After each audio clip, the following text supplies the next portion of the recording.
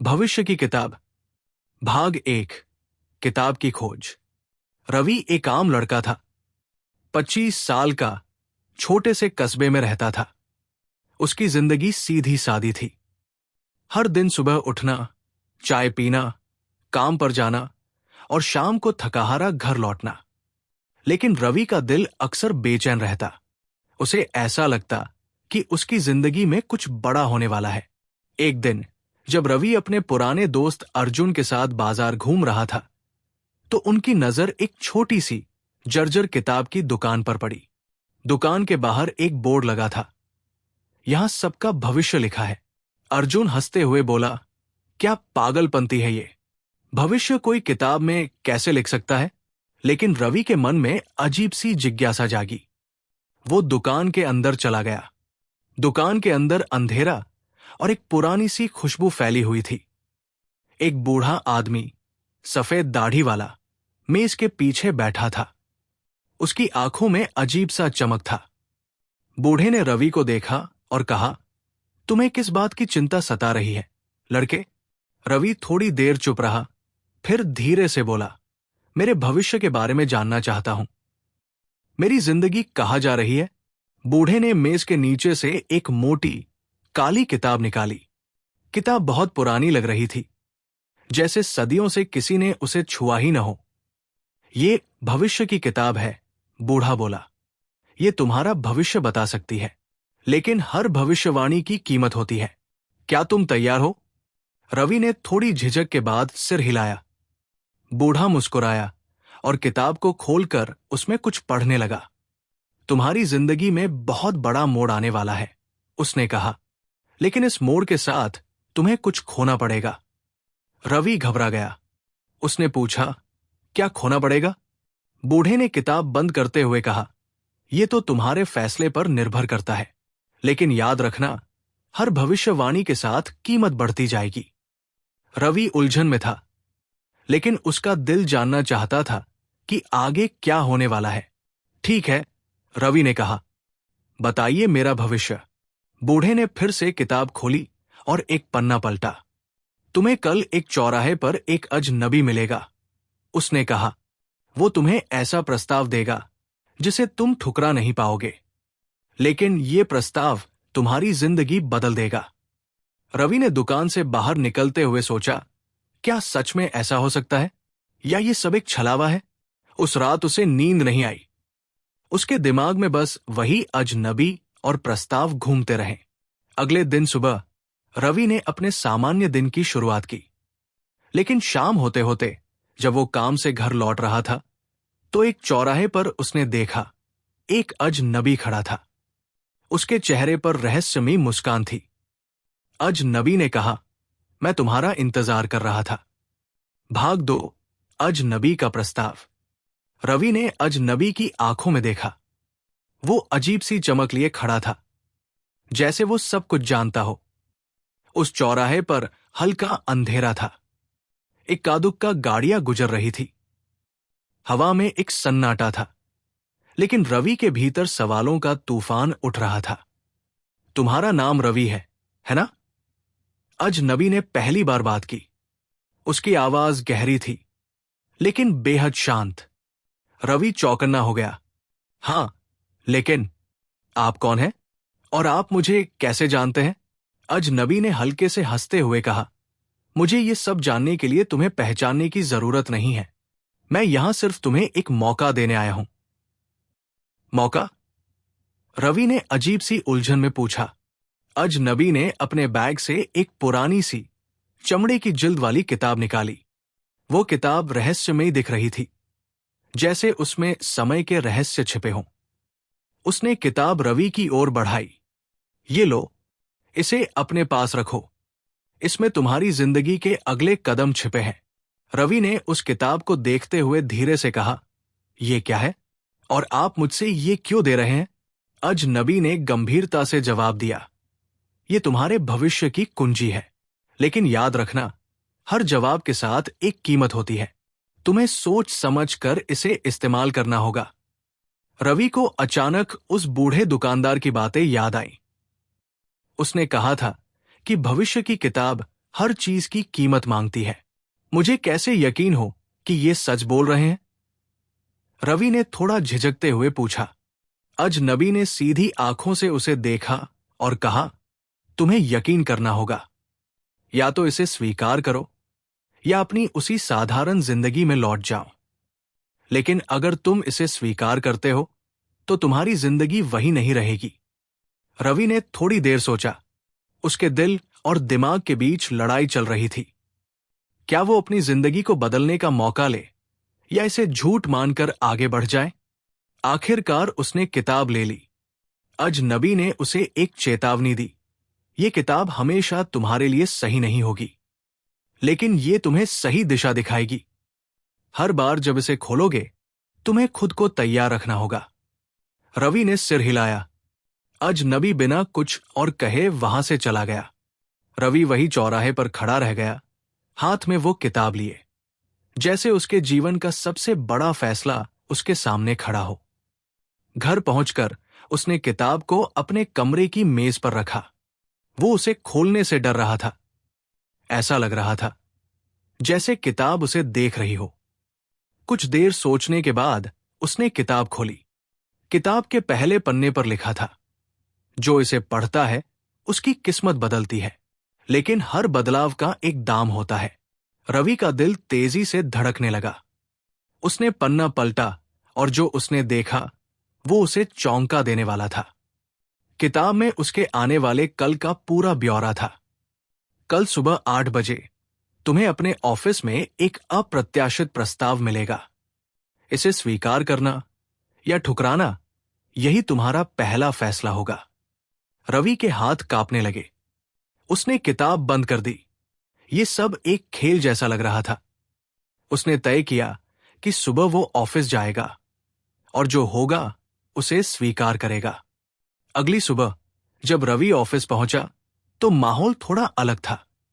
उसके बॉस ने उसे बुलाया और कहा, रवि, तुम्हें एक बड़ी जिम्मेदारी देने का फैसला किया है। यह तुम्हारे लिए तरक्की का मौका है, लेकिन इसके साथ ही तुम्हें दूसरे शहर जाना पड़ेगा। तुम्हारे पास सोचने के लिए आज का समय है। रवि हैरान था। किताब की भविष्यवाणी सच हो रही थी। लेकिन अब सवाल यह था, क्या वो इस मौके को ले और अपनी जिंदगी बदल दे या अपनी मौजूदा जिंदगी में बना रहे? उसकी आंखों में किताब की वो चेतावनी घूम रही थी। हर फैसले की कीमत होती है। भाग 3, पहला फैसला और उसकी कीमत। रवि ने ऑफिस से लौटते वक्त एक अजीब सी बेचैनी महसूस की। किताब की बातें सच साबित हो रही थी। वो ऑफिस के उस प्रस्ताव के बारे में सोच रहा था। एक बड़ी जिम्मेदारी और तरक्की का मौका, लेकिन इसके साथ अपना शहर छोड़ने की शर्त। घर पहुंचकर उसने उस किताब को फिर से उठाया। जैसे ही उसने किताब खोली, एक और संदेश सामने आया। जो भी फैसला तुम करोगे, उसका असर तुम्हारे आसपास के लोगों पर भी पड़ेगा। सोच समझकर कदम उठाओ। ये पढ़कर रवि का दिल और तेजी से धड़कने लगा। उसने किताब बंद कर दी और गहरी सोच में डूब गया। शाम को जब उसकी मां ने उसे खाना खाने के लिए बुलाया तो उसने देखा कि उनकी आंखों में उम्मीद की चमक थी। वे बोली, रवि, तेरा प्रमोशन होने वाला है ना? मुझे तेरी तरक्की का इंतजार है। तेरे पापा होते तो कितना खुश होते। रवि ने कुछ नहीं कहा, लेकिन उसकी मां की बातों ने उसकी उलझन और बढ़ा दी। वो जानता था कि यह प्रस्ताव उसके परिवार के लिए खुशी ला सकता है, लेकिन यह भी जानता था कि दूसरे शहर जाने का मतलब होगा कि वो अपनी मां को अकेला छोड़ देगा। रात को वो अपने कमरे में बैठा था। उसने सोचा कि अगर किताब के कहने पर वो ये फैसला करता है तो क्या ये सही होगा? उसने किताब को फिर से खोला। इस बार किताब के अगले पन्ने पर लिखा था, तुम्हारा पहला फैसला तुम्हारी जिंदगी की दिशा तय करेगा। याद रखना, यह केवल तुम्हारी जिंदगी का सवाल नहीं है। हर कदम का असर गहरा होता है। रवि ने किताब को बंद किया और ठंडी हवा में बालकनी में चला गया। उसे नींद नहीं आ रही थी। अगले दिन ऑफिस जाने तक उसे तय करना था कि वो क्या करेगा। सुबह का वक्त हुआ। रवि ऑफिस पहुंचा और अपने बॉस के केबिन में गया। बॉस ने मुस्कुराते हुए कहा, तो रवि, क्या तुम इस नई जिम्मेदारी को लेने के लिए तैयार हो? रवि ने गहरी सांस ली। जी सर, मैं तैयार हूं, उसने कहा। बॉस खुश हुआ और उसे बधाई दी। तुम्हें अगले हफ्ते नए शहर में ज्वाइन करना होगा। यह तुम्हारे करियर के लिए बड़ा कदम है। रवि ऑफिस से बाहर आया। एक तरफ खुशी थी कि उसे तरक्की मिल रही थी, लेकिन दूसरी तरफ किताब की चेतावनी का डर उसके दिल में बैठा हुआ था। उसने खुद से कहा, शायद ये सही फैसला है। मां को समझा लूंगा। शाम को जब वो घर पहुंचा और अपनी मां को यह खबर दी, तो उनकी खुशी का ठिकाना नहीं रहा। लेकिन जब रवि ने उन्हें बताया कि उसे दूसरे शहर जाना होगा, उनकी आंखों में उदासी आ गई। तू सही कर रहा है, बेटा। तेरे करियर के लिए यह जरूरी है, मां ने कहा। लेकिन उनकी आवाज में छुपा अकेलापन रवि साफ महसूस कर सकता था। अगले कुछ दिन रवि ने अपनी नई जॉब की तैयारी में बिताए। उसने किताब को हाथ तक नहीं लगाया। लेकिन जिस दिन वह अपने नए शहर के लिए निकलने वाला था, उसने किताब को फिर से खोला। इस बार किताब के पन्ने पर लिखा था, तुम्हारा फैसला सही है, लेकिन कीमत अब चुकानी शुरू होगी। रवि ने किताब को घूरते हुए पढ़ा। उसका दिल बैठने लगा। उसने किताब को तुरंत बंद कर दिया और अपने बैग में डाल दिया। नए शहर में उसकी नई जॉब शुरू हुई। ऑफिस के लोग अच्छे थे और उसकी तरक्की वाकई बड़ी थी। लेकिन धीरे धीरे उसे अजीब घटनाओं का सामना करना शुरू हुआ। पहली घटना तब हुई जब रवि की मां का फोन आया। उनकी आवाज में घबराहट थी। बेटा, पड़ोस में किसी ने ताला तोड़ने की कोशिश की। मुझे डर लग रहा है। रवि को यह सुनकर झटका लगा। उसने मां को समझाने की कोशिश की कि सब ठीक हो जाएगा, लेकिन उसके दिल में एक डर बैठ गया। अगले कुछ दिनों में रवि ने महसूस किया कि उसके आसपास की चीजें बिगड़ने लगी थी। ऑफिस में एक प्रोजेक्ट पर उसकी गलती पकड़ी गई और उसे बॉस से डांट खानी पड़ी। उसकी मां की तबीयत अचानक खराब होने लगी। रवि को अब समझ आ रहा था कि किताब की चेतावनी का क्या मतलब था। उसने उस रात किताब को फिर से खोला। इस बार किताब ने उसके लिए एक और संदेश दिया। हर फैसला एक नई चुनौती लाता है। तुमने जो चुना है उसकी कीमत चुकानी पड़ेगी, लेकिन तुम्हारे पास अब भी समय है। सही राह चुनो। रवि को यह समझ नहीं आ रहा था कि किताब किस सही राह की बात कर रही है। उसने किताब को बंद किया और खुद से सवाल किया, क्या उसका फैसला गलत था या ये सिर्फ एक परीक्षा है? उसे अपने दिल और दिमाग के बीच फंसा हुआ महसूस हो रहा था। उसने खुद से वादा किया कि वो किताब की बातें अनदेखी नहीं करेगा। वो ये भी जानता था कि अगला पन्ना पलटना उसकी किस्मत को और उलझा सकता है। भाग 4, कीमत का खेल। रवि ने अब तक समझ लिया था कि किताब उसकी जिंदगी में जो कह रही थी, वो सिर्फ शब्द नहीं थे, बल्कि हकीकत थी। हर भविष्यवाणी सटीक साबित हो रही थी। लेकिन इसके साथ आने वाली मुश्किलें उसे मानसिक और भावनात्मक रूप से कमजोर कर रही थी। उसने अब तक किताब के कई पन्ने पलटे थे, लेकिन हर बार जो लिखा होता वो उसकी परेशानियों को और बढ़ा देता। नए शहर में उसकी नौकरी भले ही शानदार थी, लेकिन उसकी मां की तबीयत खराब होने की खबरें लगातार आती रहीं। मां ने उसे कभी खुलकर नहीं बताया कि उन्हें अकेलेपन का कितना सामना करना पड़ रहा था, लेकिन रवि उनकी आवाज में छिपी पीड़ा को महसूस कर सकता था। उसने मां के लिए एक केयरटेकर रखने की कोशिश की, लेकिन कोई लंबे समय तक टिक नहीं पाया। एक रात ऑफिस से लौटने के बाद रवि ने थकावट के बावजूद किताब को फिर से खोलने का फैसला किया।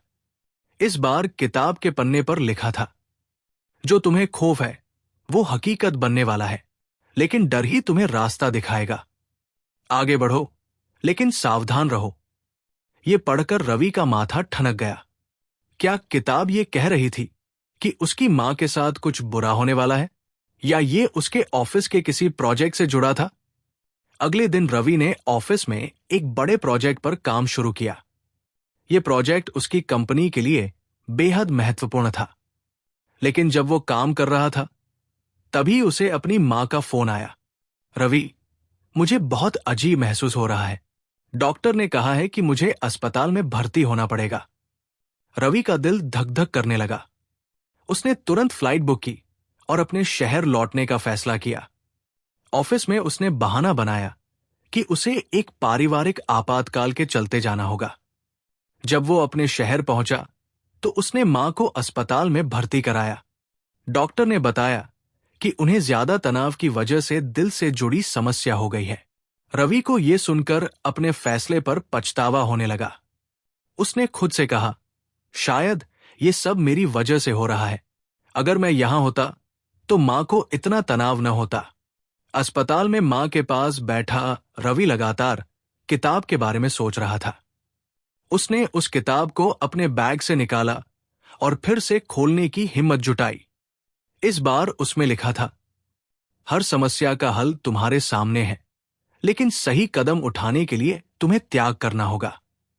त्याग ही तुम्हें सही राह पर ले जाएगा। रवि को समझ नहीं आ रहा था कि किताब किस त्याग की बात कर रही थी।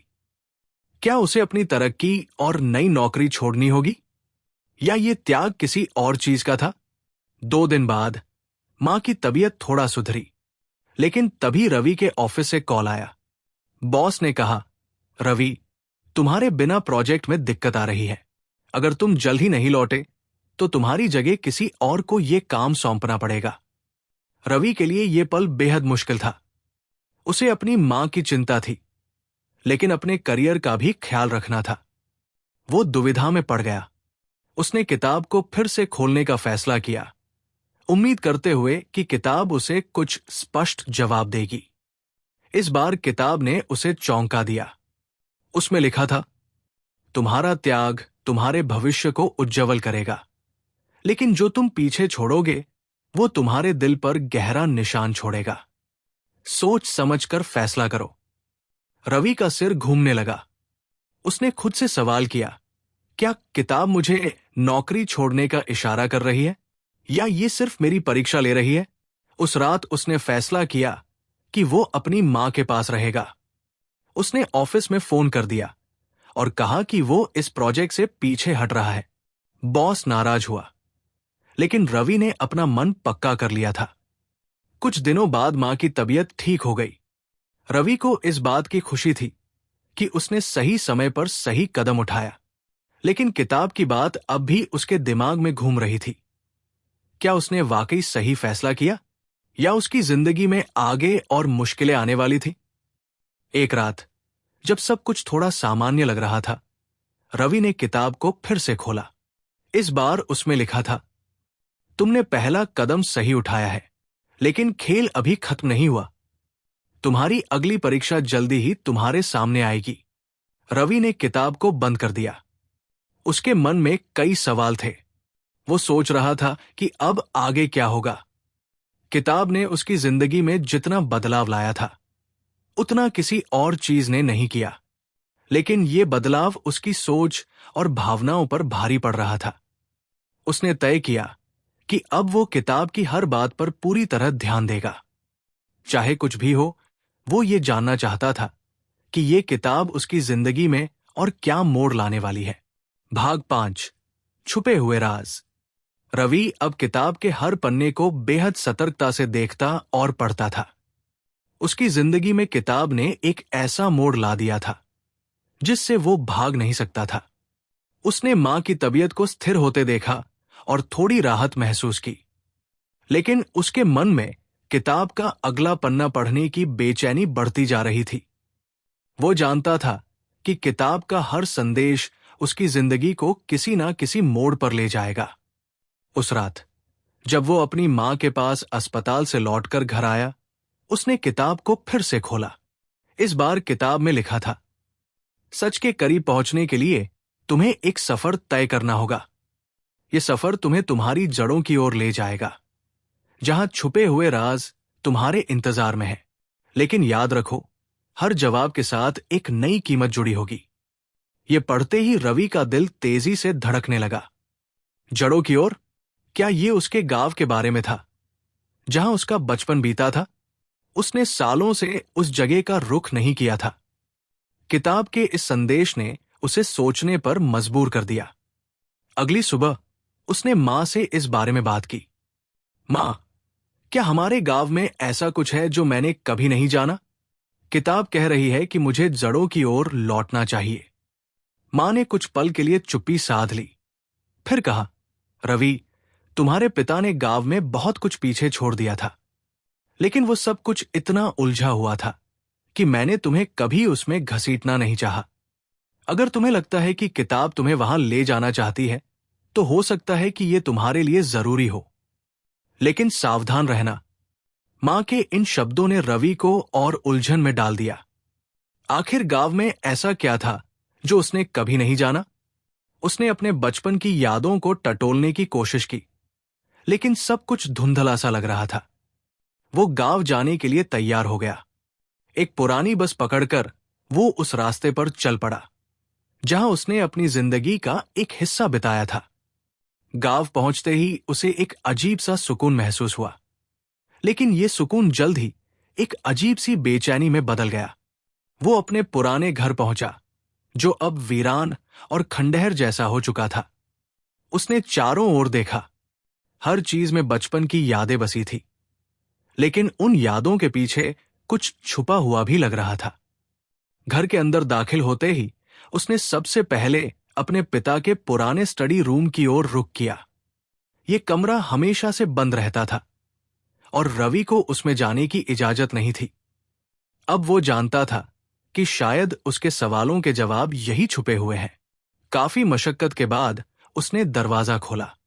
कमरे के अंदर पुरानी किताबें, फाइलें और एक अलमारी रखी थी। रवि ने एक एक करके सब कुछ खंगालना शुरू किया। तभी उसकी नजर एक बंद ताले वाली दराज पर पड़ी।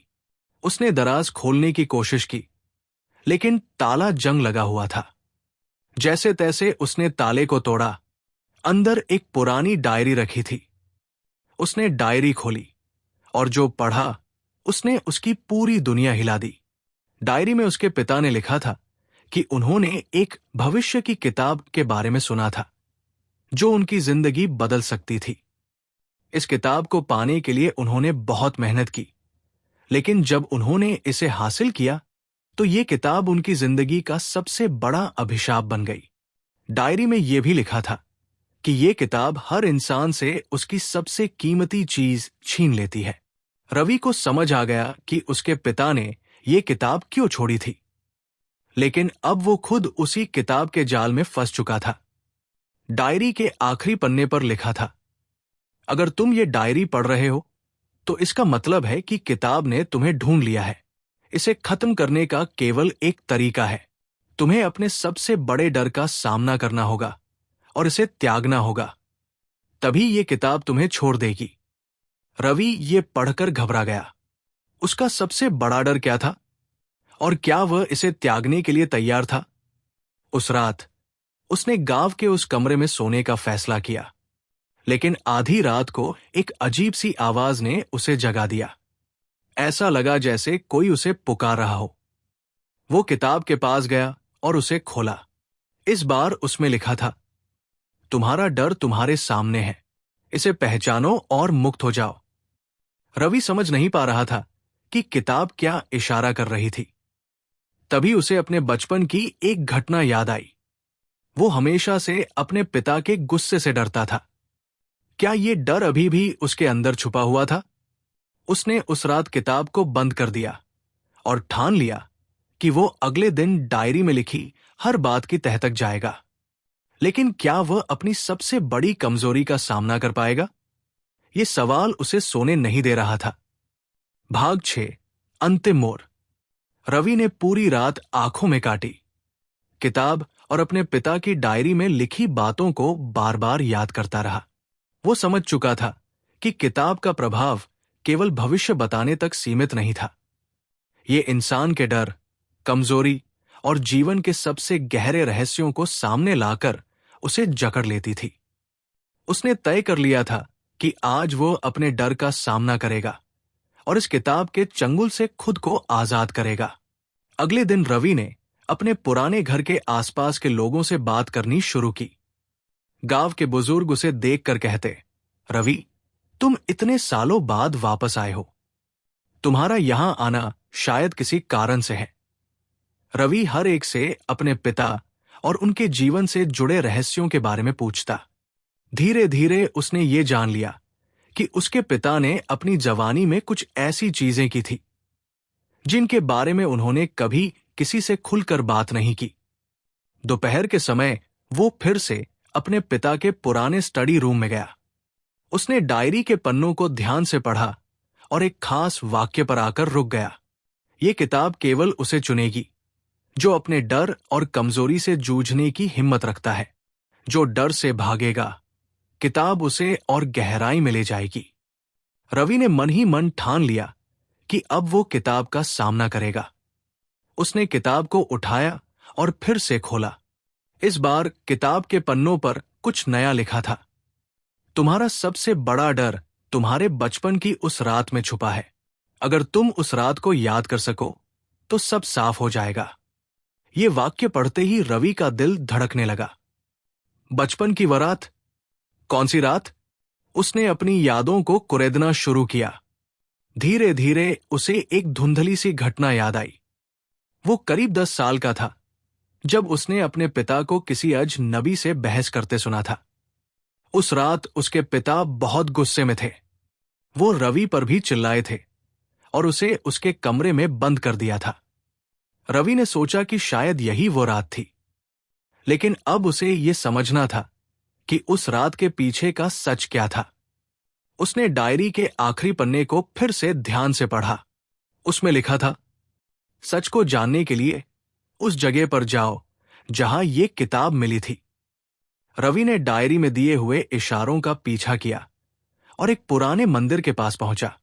मंदिर वीरान था, लेकिन उसमें एक गुप्त तहखाने का रास्ता था। उसने उस रास्ते पर चलते हुए एक छोटे कमरे में प्रवेश किया। वहां उसे कुछ पुरानी मूर्तियां, किताबें और एक लकड़ी का बक्सा मिला। बक्से के अंदर कुछ कागज थे। रवि ने उन्हें पढ़ना शुरू किया। उसमें लिखा था कि उसके पिता ने इस किताब को एक अनोखे सौदे के तहत हासिल किया था, लेकिन यह सौदा उनकी जिंदगी का सबसे बड़ा अभिशाप बन गया। किताब ने उनके डर और गुस्से को और बढ़ा दिया, जिससे वो अपने परिवार से दूर होते चले गए। तभी रवि को किताब से आती एक तेज रोशनी दिखी। किताब खुली और उसमें लिखा था, सच तुम्हारे सामने है। तुम्हारे पिता का डर तुम्हारे अंदर छुपा हुआ है। तुम्हें इसे छोड़ना होगा। रवि को समझ आ गया कि किताब केवल इसलिए उसके पास आई थी क्योंकि वह भी अपने डर और गुस्से से जकड़ा हुआ था। उसने गहरी सांस ली और अपने मन से हर उस डर को निकालने की कोशिश की जो उसे जकड़े हुए था। किताब की रोशनी धीरे धीरे कम होने लगी। उसने महसूस किया कि किताब अब अपना असर खोने लगी है। वो जान गया था कि किताब उसके डर पर पलती थी। जैसे ही उसने अपने डर का सामना किया और उसे त्याग दिया, किताब ने अपनी शक्ति खो दी। उसने किताब को उसी कमरे में छोड़ दिया और बाहर आ गया। उसकी मां का स्वास्थ्य अब पहले से बेहतर हो गया था। रवि को महसूस हुआ कि वो अब सच में आजाद था। गांव लौटते वक्त उसे एक नई ऊर्जा महसूस हुई। किताब ने उसे एक गहरा सबक सिखाया था। जिंदगी के डर और कमजोरियों से भागने की बजाय उनका सामना करना ही सच्ची आजादी है। यही किताब का आखिरी संदेश था। हर इंसान का भविष्य उसके अपने हाथों में है। किताब केवल एक माध्यम है, लेकिन सही रास्ता वही है जो दिल और आत्मा को सुकून दे। रवि ने अपनी जिंदगी में कभी पीछे मुड़कर नहीं देखा। उसने अपने पिता की डायरी को संभाल कर रखा और किताब को वही छोड़ दिया जहां वह थी। उसके लिए यह कहानी खत्म हो चुकी थी,